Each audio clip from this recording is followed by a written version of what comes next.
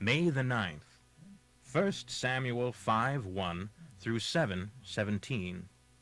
The Philistines took the captured Ark of God from the battleground at Ebenezer to the temple of their idol Dagon in the city of Ashdod. But when the local citizens went to see it the next morning, Dagon had fallen with his face to the ground before the Ark of Jehovah. They set him up again. But the next morning the same thing happened. The idol had fallen face down before the Ark of the Lord again. This time its head and hands had been cut off and were lying in the doorway. Only the trunk of his body was left intact. That is why to this day neither the priests of Dagon nor his worshippers will walk on the threshold of the temple of Dagon in Ashdod. Then the Lord began to destroy the people of Ashdod and the nearby villages with a plague of boils. When the people realized what was happening, they exclaimed, "We can't keep the Ark of the God of Israel here any longer. We will all perish, along with our god Dagon." So they called a conference of the mayors of the 5 cities of the Philistines to decide how to dispose of the ark. The decision was to take it to Gath. But when the ark arrived at Gath, the Lord began destroying its people, young and old, with a plague, and there was a great panic. So they sent the ark to Ekron. But when the people of Ekron saw it coming, they cried out, They are bringing the Ark of the God of Israel here to kill us too." So they summoned the mayors again and begged them to send the ark back to its own country, lest the entire city die. For the plague had already begun, and great fear was sweeping across the city. Those who didn't die were deathly ill, and there was weeping everywhere. The ark remained in the Philistine country for 7 months in all. Then the Philistines called for their priests and diviners and asked them, "What shall we do about the Ark of God? What sort of gift shall we send with it when we return it to its own land?" Yes, send it back with a gift. Send a guilt offering so that the plague will stop. Then, if it doesn't, you will know God didn't send the plague upon you after all. "What guilt offering shall we send?" Send 5 gold models of the tumor caused by the plague, and 5 gold models of the rats that have ravaged the whole land, the capital cities and villages alike. If you send these gifts and then praise the God of Israel, perhaps he will stop persecuting you and your God. Don't be stubborn and rebellious as Pharaoh and the Egyptians were. They wouldn't let Israel go until God had destroyed them with dreadful plagues. Now, build a new cart and hitch to it 2 cows that have just had calves, cows that never before have been yoked, and shut their calves away from them in the barn. Place the Ark of God on the cart beside a chest containing the gold models of the rats and tumors, and let the cows go wherever they want to. If they cross the border of our land and go into Beth Shemesh, then you will know that it was God who brought this great evil upon us. If they don't, but return to their calves, then we will know that the plague was simply a coincidence and was not sent by God at all. So these instructions were carried out. 2 fresh cows were hitched to the cart, and their calves were shut up in the barn. Then the Ark of the Lord and the chest containing the gold rats and tumors were placed upon the cart. And sure enough, the cows went straight along the road toward Beth Shemesh, lowing as they went. And the Philistine mayors followed them as far as the border of Beth Shemesh. The people of Beth Shemesh were reaping wheat in the valley, and when they saw the ark, they went wild with joy. The cart came into the field of a man named Joshua and stopped beside a large rock. So the people broke up the wood of the cart for a fire and killed the cows and sacrificed them to the Lord as a burnt offering. Several men of the tribe of Levi lifted the ark and chest containing the golden rats and tumors from the cart and laid them on the rock. And many burnt offerings and sacrifices were offered to the Lord that day by the men of Beth Shemesh. After the 5 Philistine mayors had watched for a while, they returned to Ekron that same day. The 5 gold models of tumors, which had been sent by the Philistines as a guilt offering to the Lord, were gifts from the mayors of the capital cities, Ashdod, Gaza, Ashkelon, Gath, and Ekron. The gold rats were to placate God for the other Philistine cities, both the fortified cities and the country villages controlled by the 5 capitals. By the way, that large rock at Beth Shemesh can still be seen in the field of Joshua.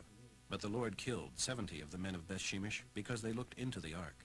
And the people mourned because of the many people whom the Lord had killed. Who is able to stand before Jehovah, this holy God?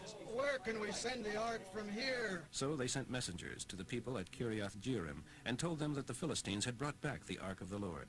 They begged, Come and get it!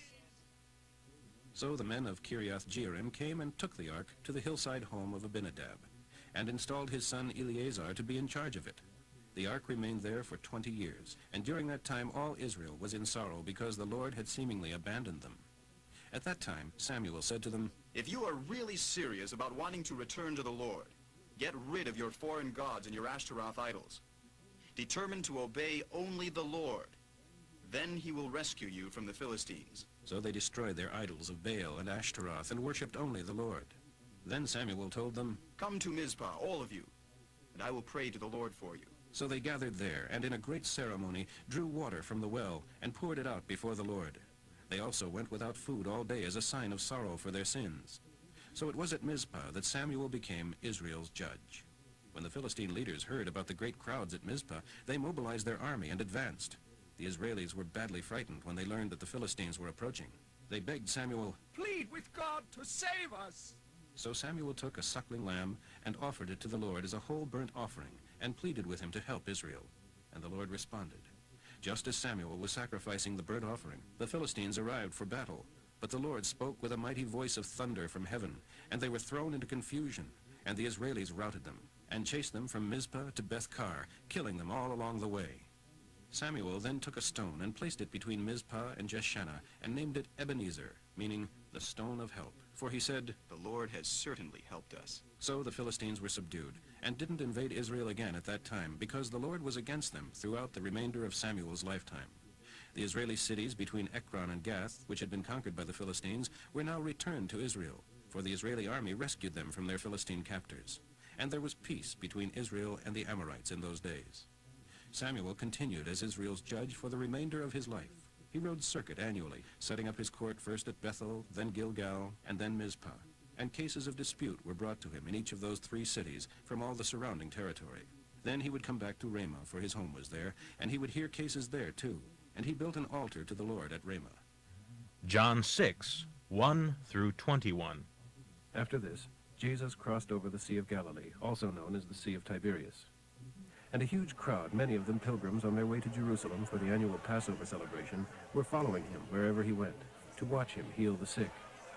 So when Jesus went up into the hills and sat down with his disciples around him, he soon saw a great multitude of people climbing the hill, looking for him. Turning to Philip, he asked, Philip, where can we buy bread to feed all these people? He was testing Philip, for he already knew what he was going to do. It would take a fortune to begin to do it. Then Andrew, Simon Peter's brother, spoke up. There's a youngster here with 5 barley loaves and a couple of fish. But what good is that with all this mob? Tell everyone to sit down, Jesus ordered. And all of them, the approximate count of the men only was 5,000, sat down on the grassy slopes. Then Jesus took the loaves and gave thanks to God and passed them out to the people. Afterwards he did the same with the fish, and everyone ate until full. Now gather the scraps, Jesus told his disciples, so that nothing is wasted. And 12 baskets were filled with the leftovers. When the people realized what a great miracle had happened, they exclaimed, Surely he is the prophet we have been expecting. Jesus saw that they were ready to take him by force and make him their king, so he went higher into the mountains, alone. That evening, his disciples went down to the shore to wait for him. But as darkness fell and Jesus still hadn't come back, they got into the boat and headed out across the lake toward Capernaum. But soon a gale swept down upon them as they rowed, and the sea grew very rough. They were 3 or 4 miles out when suddenly they saw Jesus walking toward the boat. They were terrified, but he called out to them and told them not to be afraid. Then they were willing to let him in, and immediately the boat was where they were going. Psalm 106, 13 through 31. Yet how quickly they forgot again. They wouldn't wait for him to act, but demanded better food, testing God's patience to the breaking point. So he gave them their demands, but sent them leanness in their souls. They were envious of Moses, yes, and Aaron too, the man anointed by God as his priest. Because of this, the earth opened and swallowed Dathan, Abiram, and his friends. And fire fell from heaven to consume these wicked men. For they preferred a statue of an ox that eats grass to the glorious presence of God himself. Thus they despised their Savior, who had done such mighty miracles in Egypt and at the sea. So the Lord declared he would destroy them.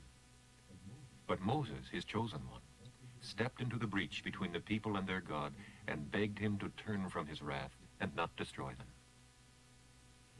They refused to enter the promised land, for they wouldn't believe his solemn oath to care for them. Instead, they pouted in their tents and mourned and despised his command. Therefore he swore that he would kill them in the wilderness and send their children away to distant lands as exiles.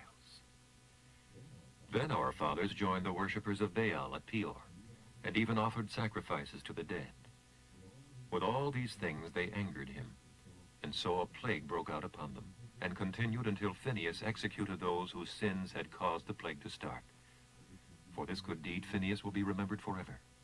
Proverbs for today, 14:32 through 33. The godly have a refuge when they die, but the wicked are crushed by their sins. Wisdom is enshrined in the hearts of men of common sense, but it must shout loudly before fools will hear it.